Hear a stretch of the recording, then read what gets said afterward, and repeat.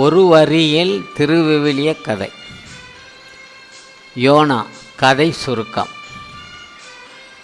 YONO அதிகாரம் 1, 1-3, 11-12.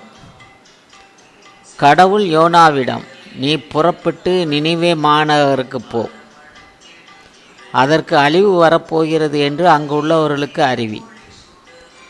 அவர்கள் செய்யும் தீமைகள் என் முன்னே வந்து குவிகின்றன என்றார். ஆண்டவர் திருமுன்னின்று தப்பியோட அவர் தர்சீருக்கு புறப்பட்டு கப்பலில் ஏறினார். ஆனால் ஆண்டவர் கடலில் கடுங்காற்று வீசும்படி செய்தார். கடலில் பெருங்கொந்தளிப்பு உண்டாயிற்று. கப்பல் உடைந்து போகும் நிலையில் இருந்தது. கப்பலில் பயணம் செய்தவர்கள் யோனாவிடம், கடல் கொந்தளிப்பு அடங்கும்படி நாங்கள் உன்னை என்ன செய்ய வேண்டும் என்று கேட்டார்கள். அதற்கு யோனா, நீங்கள் என்னை தூக்கி கடலில் எறிந்து விடுங்கள், கொந்தளிப்பு அடங்கிவிடும், நீங்கள் பிழைத்துக் கொள்வீர்கள்.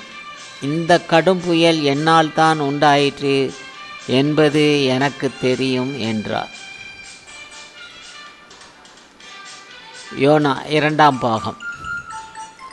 அதிகாரம் 2, இறைவார்த்தை 1 மற்றும் 10. யோனா மீன் வயிற்றில் இருந்தவாறு தம் கடவுளாகிய ஆண்டவரிடம் மன்றாடினார். ஆண்டவரே, எனக்கு இக்கட்டு வந்த வேளைகளில் நான் உம்மை நோக்கி மன்றாடினேன். நீர் என் மன்றாட்டுக்கு செவிசாய்த்து. ஆண்டவர் மீனுக்கு கட்டளையிடவே அது யோனாவை கரையில் கக்கியது. யோனா விவிலிய கதை பாகம் 3. அதிகாரம் 3, இறைவார்த்தை 4, 5 மற்றும் 10. யோனா நகருக்குள் சென்று ஒரு நாள் முழுவதும் நடந்த பின் உரத்த குரலில், இன்னும் 40 நாளில் நினிவே அழிக்கப்படும் என்று அறிவித்தார். நினிவே நகர மக்கள் கடவுளின் செய்தியை நம்பி எல்லோரும் நோம்பிருக்க முடிவு செய்தார்கள். பெரியோர் சிறியோர் அனைவரும் சாக்கு உடை உடுத்தி கொண்டனர். அவர்கள் தீய வழிகளில் நின்று விலகியதை கடவுள் கண்டு அவர்கள் மீது அனுப்புவதாக சொல்லியிருந்த தண்டனையை அனுப்பவில்லை.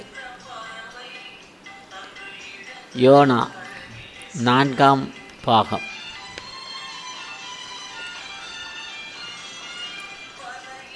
யோனா விவிலிய கதை பாகம் 4, அதிகாரம் 4, 1, 6, 10, 11 இறைவசனங்கள்.